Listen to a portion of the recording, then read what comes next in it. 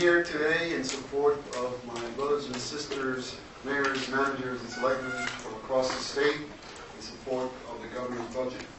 I know that many of you, like myself, have been struggling over the past several years trying to do a lot more with a lot less. But we've done the task of going through our budgets and trying to cure deficits that in some cases seem insurmountable. And we're here today to support the governor's budget, and in my case, more specifically, to support his request for educational funding. In the city of Hartford, education is 52% of my budget. I know that in some towns it's as high as 80%. Governor Malloy, isn't it refreshing for us that we have a local elected official as governor? Because he understands what we're up against. He understands that you can walk down the street and meet somebody that you just laid off. It's a tough job to be mayor, and he knows it. And he knows that he's not going to pass that cost if we can get beyond Plan B, and I think B is perfect for bad. We can't do Plan B. We're already doing Plan B. We've had our own Plan Bs, and we've been working over the years for it. We can't afford Plan B.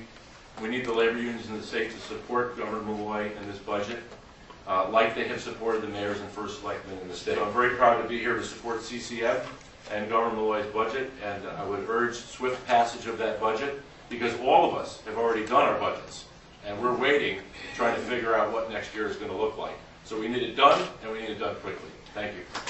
Pilot MM&E gives initially an 80% tax refund to municipalities who don't tax manufacturers of equipment.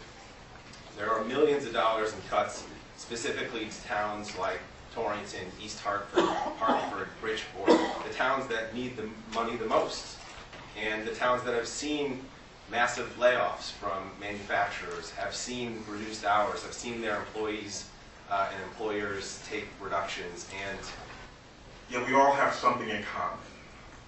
There is a reality here. That reality is that dollars equal police officers, dollars equal firefighters, dollars equal teachers, dollars equal roads, and they all matter to all of the citizens of Connecticut.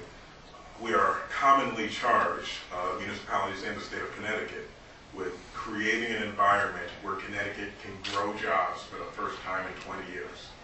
Local property taxes matter to that, and if state aid is reduced to the point where local property taxes must be increased to account for that, that is not a way to grow jobs in this state.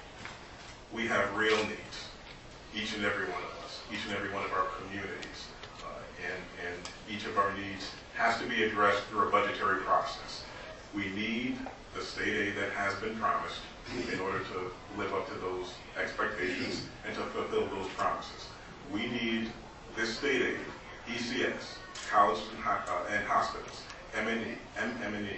We need this aid in order to be full partners in creating economic development engines in every community in Connecticut. As we approach the budget, it is good to remember that the largest tax in the state is not the state income tax, it's not the corporate income tax, it's not the sales tax, it's the property tax.